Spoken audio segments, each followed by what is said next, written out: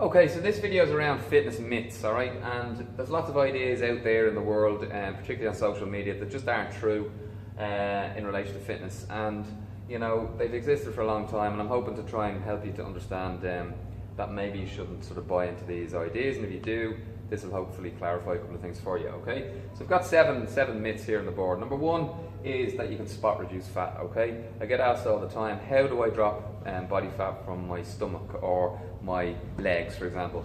And you can't, okay? What you have to accept is that when you achieve a calorie deficit over time, you will lose weight and hopefully drop body fat, but it will come off generally, and that depends on whether you're a man or a woman, your age, and a whole host of other reasons. So keep that in mind. You can't spot reduce fat, all right?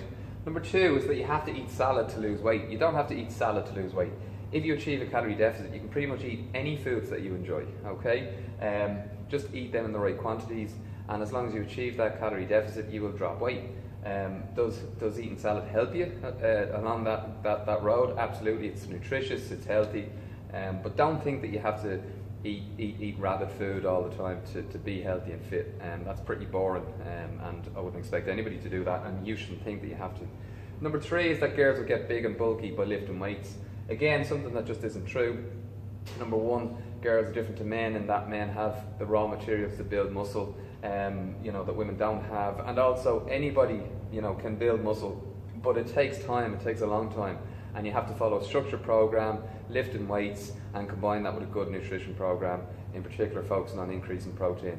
And that doesn't happen overnight, it doesn't happen by accident. So you can't just magically build muscle and get big and bulky just by picking up weights, okay? So girls, please park that one, okay? Number four, cardio is good for toning, okay? Cardio is great, it's good fun, it's something that will relax you, it'll help to improve your health, your fitness, but it's not going to help you to tone up. It may help you to achieve a calorie deficit because you're more active, so you might drop body fat and see muscle that you already have, but really you need to combine that with a good program in the gym to build muscle and tone up, you know, and also prevent injuries that you might incur from doing lots of running, which we see a lot, unfortunately.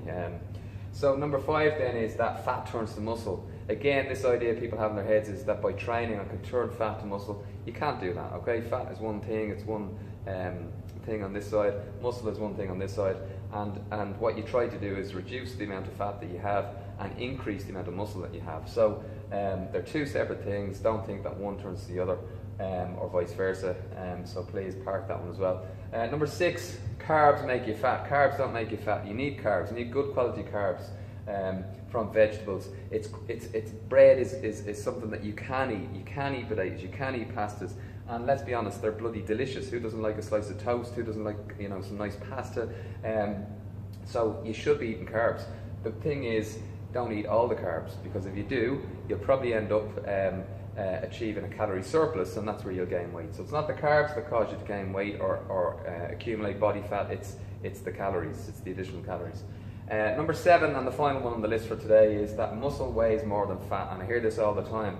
And the best way to kind of, you know, hit this one with a hammer is to ask, what weighs more, a ton of feathers or a ton of bricks? All right, we've all heard that one before. They both weigh exactly the same, but it's a good analogy because a ton of feathers is quite big and voluminous, and a ton of bricks is going to be more compact. And think about body fat and muscle the same way.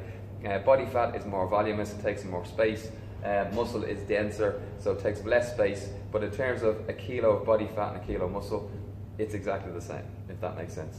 Okay, I hope this helps you in some way. If you have any questions, let me know. If you did find it useful, please let me know. And if you think someone else would benefit from this, pass it on. Thank you.